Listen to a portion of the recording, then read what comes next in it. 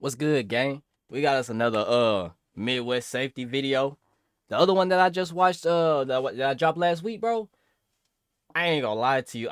I for real did not know what was going on. Like, I had so many what ifs, so many scenarios, so many like I feel like if I was a cop in that situation, bro, after that car sped off, I'm tracking them down right. You know what I'm saying?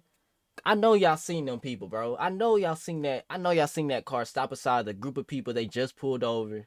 After they walked off, they could have sold. They didn't, because they didn't check them no nothing. They could have sold the gun to that person. And then he was like, yeah. He was like, as soon as you drive off, make sure it work. Bust it in the air. As soon as he drove off, he busted in the air. 2 cops right there. Like, I don't know, bro. Y'all go check it out, bro. Y'all go check it out. It's gonna be over there. I'll put it over there.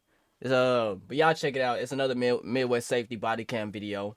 But this one we have trooper investigated after 140 miles per hour fatal crash. Y'all really I feel like once it hits triple digits, just stop chasing, dog. Just stop chasing, especially if you don't know who's in the car. Like, if you know, okay, my bad. Hold on. If you know the person in the car is a serious criminal, like murder, drugs, trafficking, something like that, if you know, then okay, I'm here for it. But if you just chasing this person because it's running and it's giving you a thrill, like this, like, oh yes, they running, I get to do something, I get to have fun, I get to chase. No, bro, that's not your job. Your job is to protect and serve, and now you're putting other people's lives at risk because you're only chasing because it's fun to you. That person is running not because it's fun. Some people run because it's fun. But most of the time, most people are not running because it's fun. They're running to get away, type of thing. So if you stop chasing them, they'll stop running like that. And I'm pretty sure you'll catch them a lot easier that way. I'm telling you, bro. Start using cameras. Start using y'all equipment like y'all supposed to be doing. And stop doing dumb stuff like this, bro. Just so you can get a rush. I understand you a cop.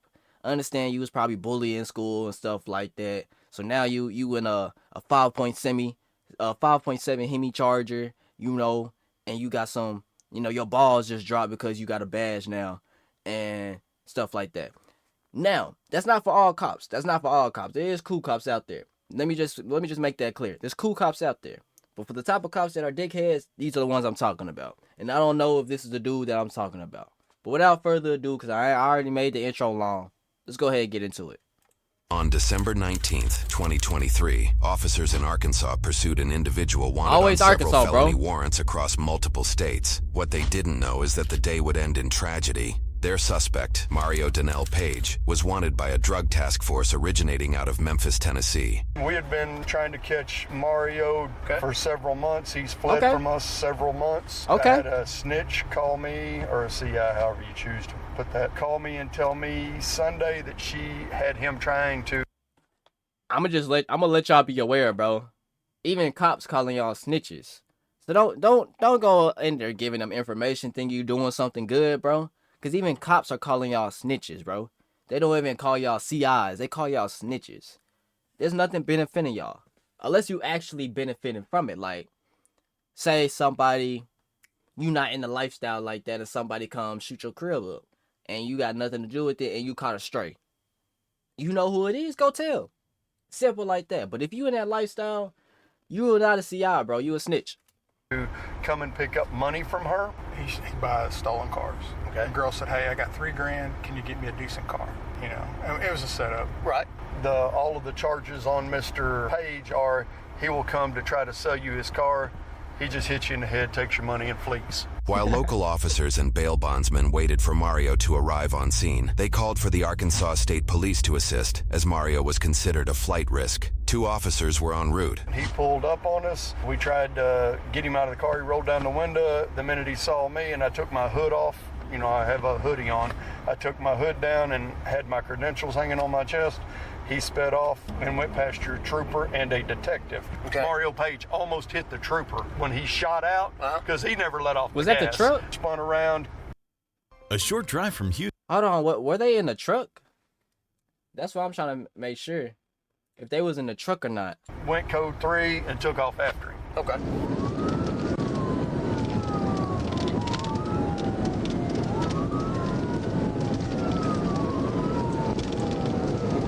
Why are you running 140 miles per hour in a truck anyway, bro?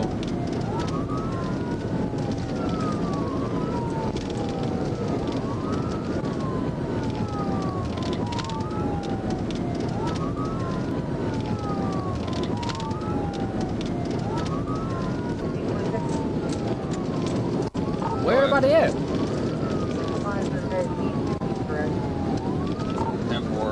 We're trying to catch up to him. He is running excessive speeds. They're on Mount City, running south towards the interstate. Golly.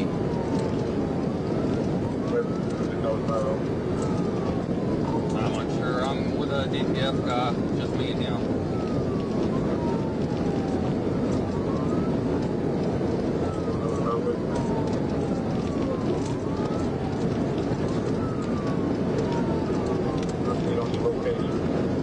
I'm driving, bro. Still south on Mount City, headed towards West Memphis. Alright, how far now? Just left Marion city limits.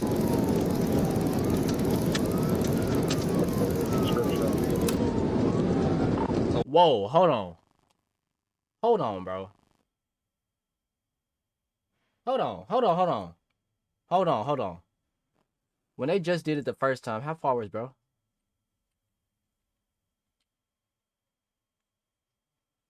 So at first, they were 650 feet away from the person.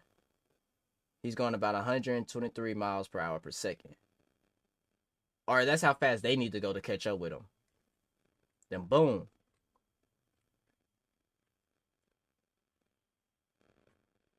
Just left Marion city limits.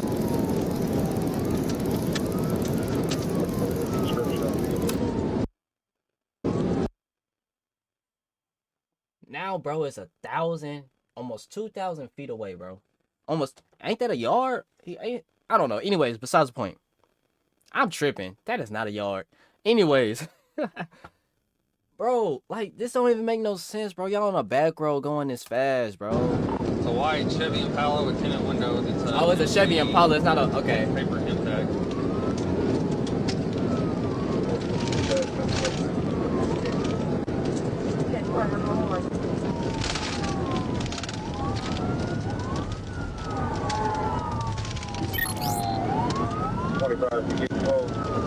That's what I was finna say. You need to be up front, bro. Like, you the one that actually is faster and able to catch up and go around these turns.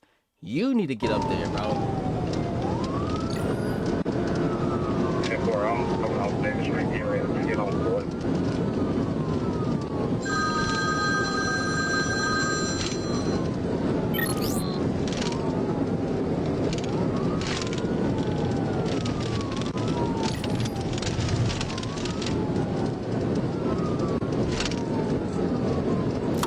Coming up to the railroad tracks on Mount City South. Or City. I'm trying to catch up to him. He's a little ways ahead of him.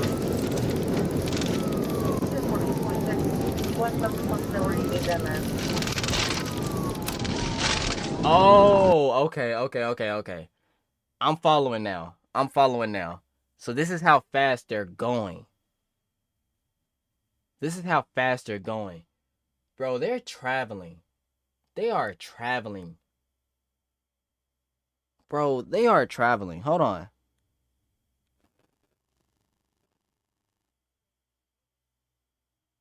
Bro. They are traveling, bro. Whoa, hold on. Whoa, this is...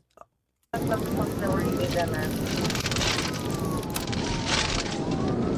about to get on the interstate.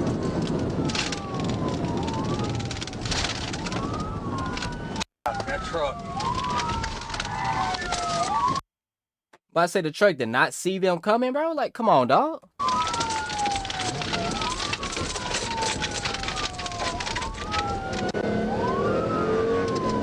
I ain't gonna lie. For a truck, I didn't think it was gonna stop. He's got further ahead of me. He's about to get on eastbound on the interstate.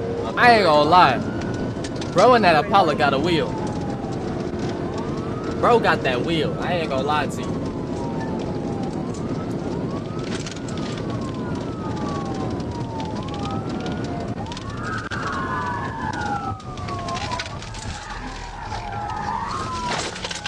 swinging that thing.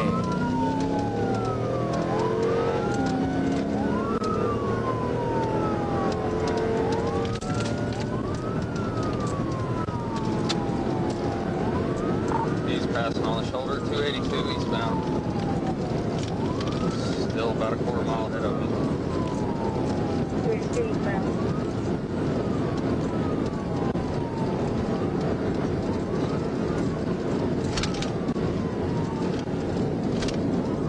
This ain't safe at all, bro.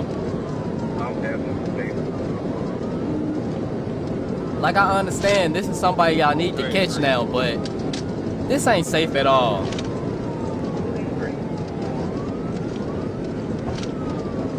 Is that him?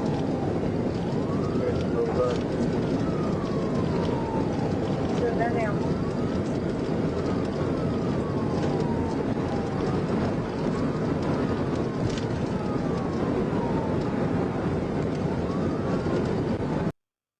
Are you looking? Hold on, dog. Is he finna pit maneuver him right here in the middle of traffic when there's people that's going already like 60, 70, 80 behind you?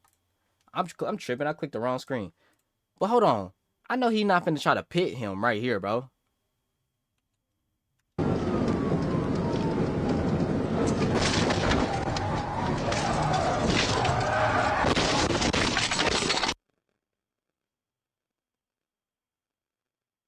You're in the middle of traffic.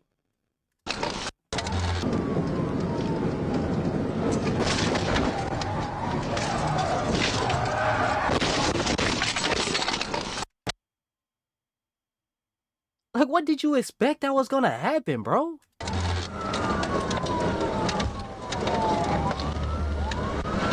TVI wrecked out 284. CVR 44. 283 now.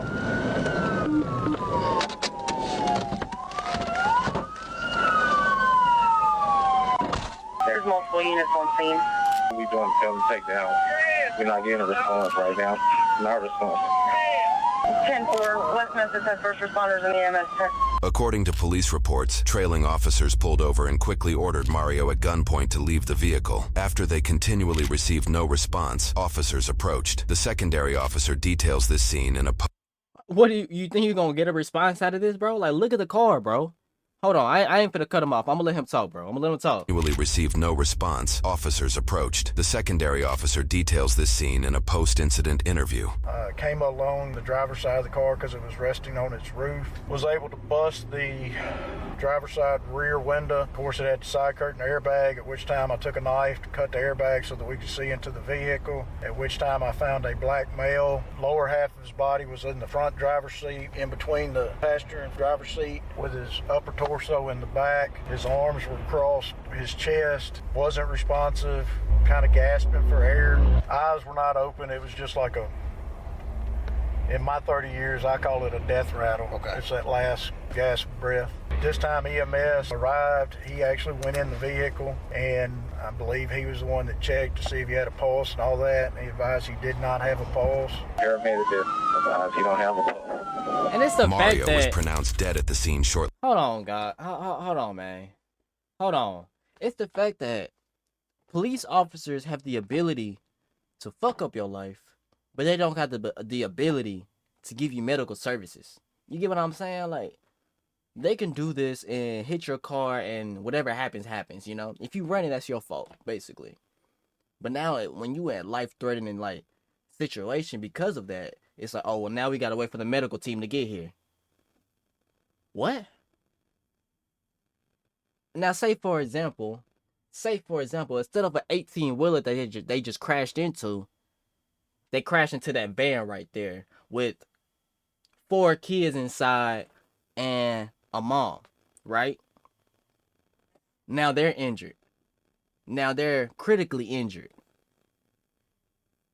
You see what I'm saying, bro? Like, this should have been handled a way better way. A way much better way. Paramedic advised he don't have a pulse. Mario was pronounced dead at the scene shortly after by emergency medical services. Outside of the vehicle rolling numerous times, it is likely that he was not wearing his seatbelt based on his placement, lowering his chances of survival even more. An investigation was opened to determine if any wrongdoing resulted in Mario's passing. According to news sources, this investigation placed Trooper Garrett James Byrd on paid administrative leave until the investigation was resolved. In a press release by the department, they attributed the cause of the crash to Mario hitting the brakes at 140 miles per hour prior to Trooper Bird's pit or TVI maneuver attempt. Using dashcam and Google Earth references, we found their speed estimation to be fairly accurate. We calculated that the officer's average speed 5 seconds prior to the collision was 136 miles per hour. Typically, pit or TVI maneuvers at these speeds are limited to deadly force situations at many agencies across the United States. One example policy from the state of Minnesota discourages pit maneuvers at over 40 miles per hour, and in certain situations, at over 25 miles per hour. However, the Arkansas State Police are a rare agency that allows pit maneuvers for most pursuits, as their policy doesn't list any speed recommendations for them, nor does it correlate speed as a prerequisite for use of deadly force in these maneuvers. In the pursuit report submitted by Trooper Byrd, it lists there were no methods of forcible stops utilized, and that the primary reason the pursuit ended was due to Mario hitting the guardrail. Trooper Byrd shared what he recalled during an investigative interview.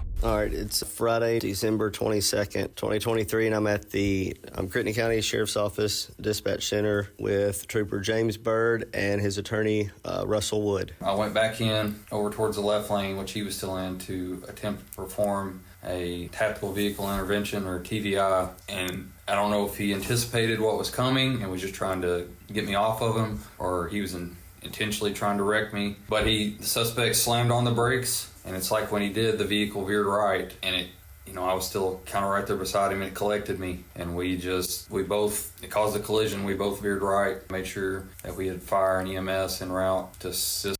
So what you're telling me is that you didn't make contact first. You saying he hit the brake and hit you.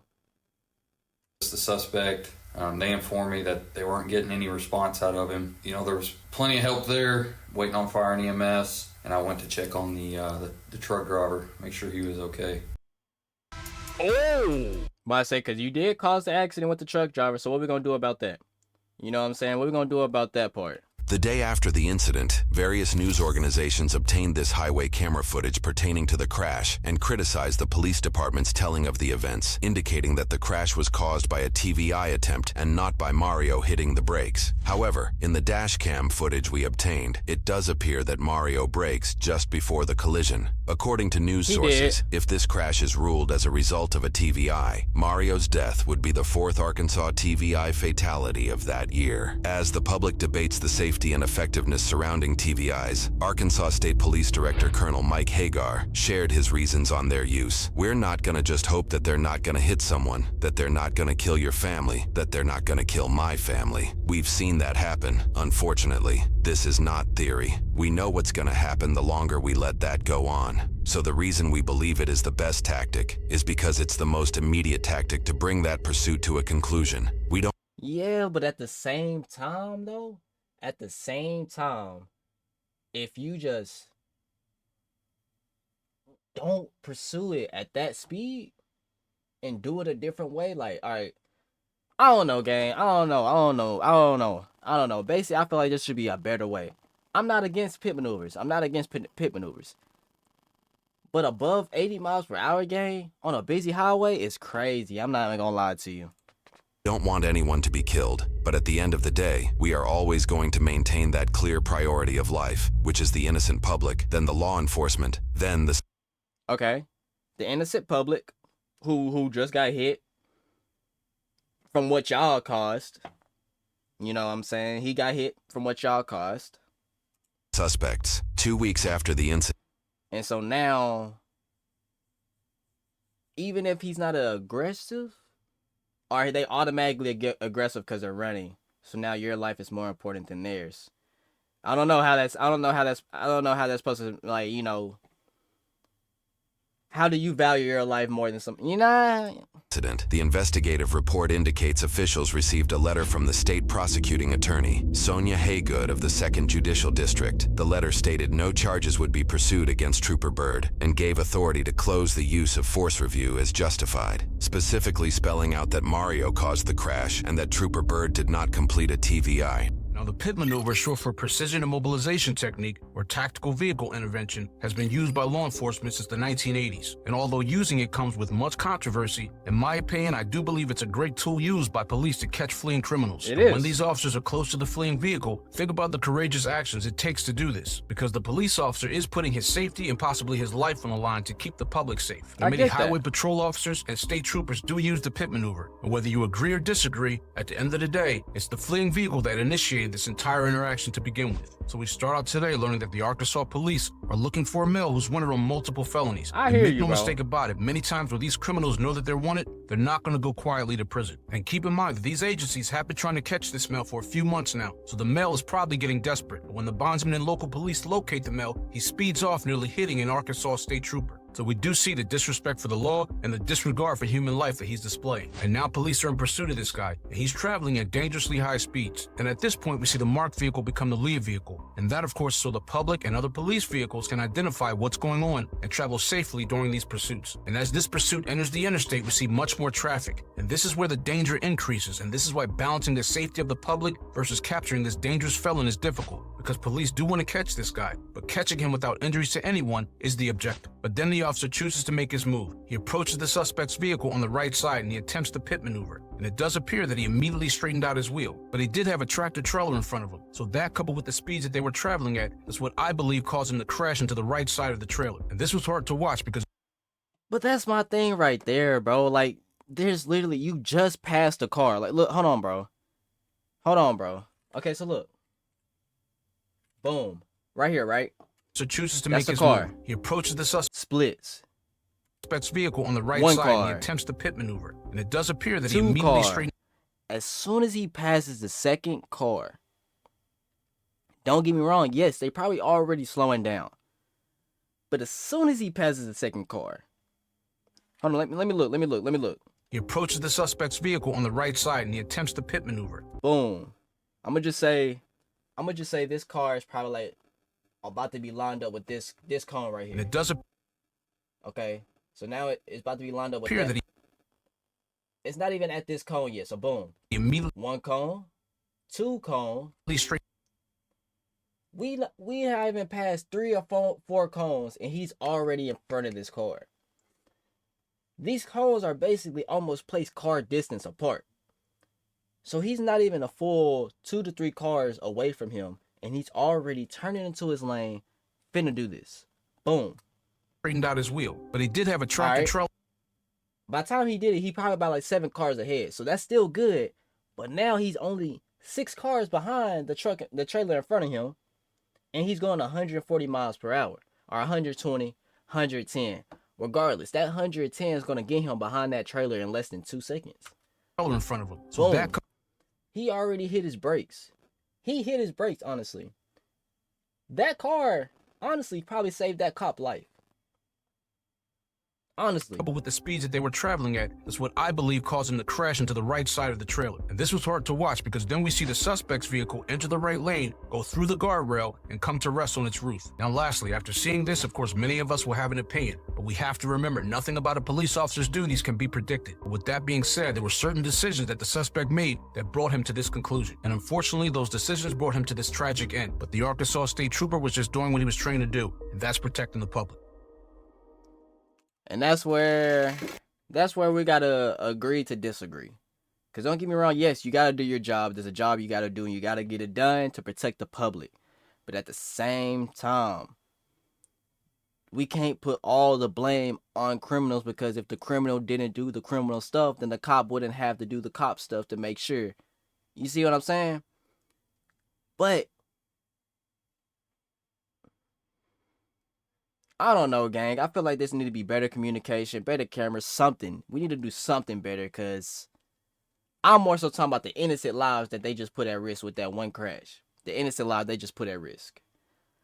But anyways, gang, I'm going to go ahead and wrap this video up. I don't know what happened to the semi. I don't think nothing happened to the 18-wheeler. So a known drug dealer was killed after he put many people's lives at risk. I don't see the issue here. Like I said, putting it that way, ain't nothing wrong with that. At the same time, it is something wrong with that. You shouldn't wish death on nobody. But I don't know, bruh. I don't know, bruh.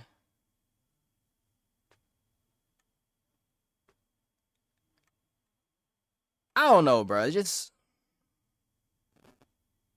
me personally, we just need to do better, bro. All around. As humans, we just do better, bro. All around. But alright, gang, do me a favor before y'all go. Drop a comment and like down below for your boy. Subscribe and click the bell for me too. And I'm gonna catch y'all next time, bro. Peace.